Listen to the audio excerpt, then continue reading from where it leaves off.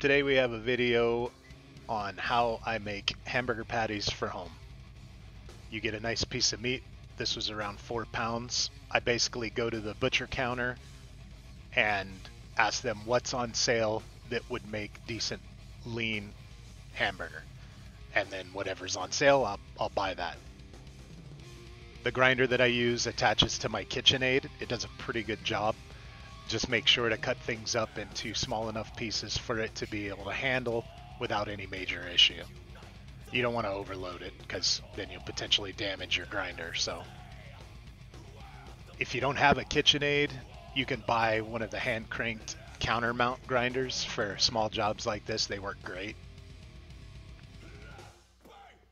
You also want to make sure that you're taking out any big pieces of tendon or connective tissue. There's no point in throwing it in there, but that's about what it should look like for an average grinder. There's the KitchenAid grinder that I use. Got it on Amazon. That's just a picture showing which plate I use. There's different plates so you can get different size grind. I set the speed to 6. I don't want to have it going too fast or too slow, as it'll load up the motor a little bit too much. And then, yeah, just stuff that meat in there. Don't do like I'm doing and stick your fingers down in there. I do it. You probably shouldn't. It comes with a plastic pusher that you can use to push the meat down in there, and you probably should use that.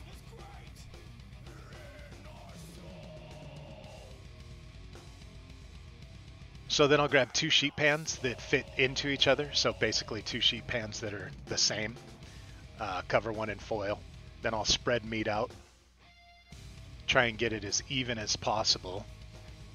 And then what I'll do once it's spread out fairly well is grab that second sheet pan and use it to even it out all the way, which you'll see here in just a second. Oh, look, cat pants.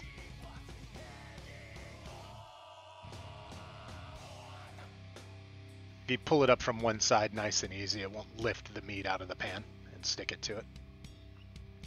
Then what you're going to do is get yourself a way to measure and mark. And typically for a sheet like this, you're going to get 12 patties out of it. So then you just want to try to get them even, or you could just eyeball it. Usually I eyeball it, but I figured I'd do this for the video, and I still got it wrong.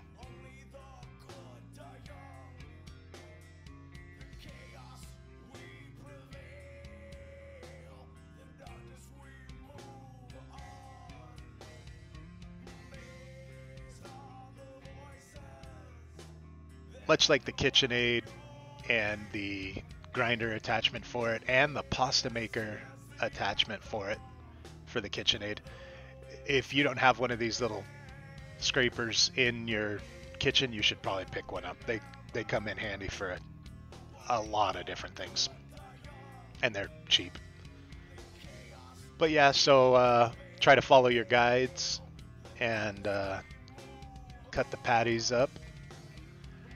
If you can't find stacks of wax paper somewhere, like at a restaurant supply store or whatever, you can always just use parchment paper and cut up pieces. But what I'll do is I'll take a stack of 4 and put it in a Ziploc bag and then put those stacks in the freezer.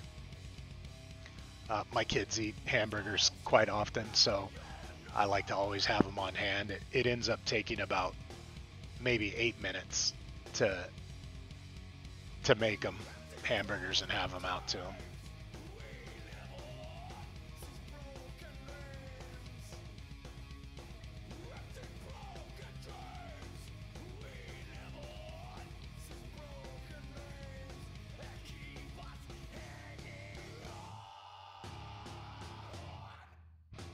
That's it. Put them in Ziploc bags, each stack, and then you're good to go.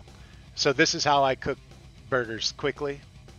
I'll get my pan set to high heat, a little salt, a little pepper, and typically while this is cooking, I'll take the hamburger buns and butter them up and get them toasted on another pan.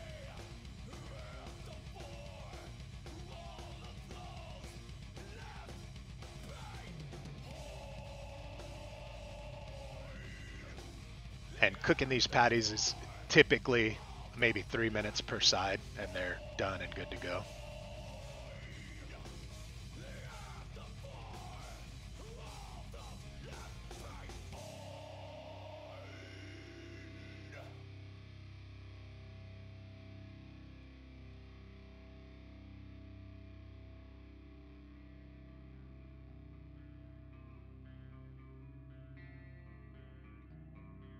Always have a temp probe. It's better to be safe than sorry. And no, using that temp probe will help you over time to have a much better feel for when stuff is actually done. So that's it.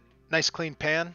That's how I keep hamburger patties on hand, and I don't have to worry about what's in them. So thanks for watching. Have a good one.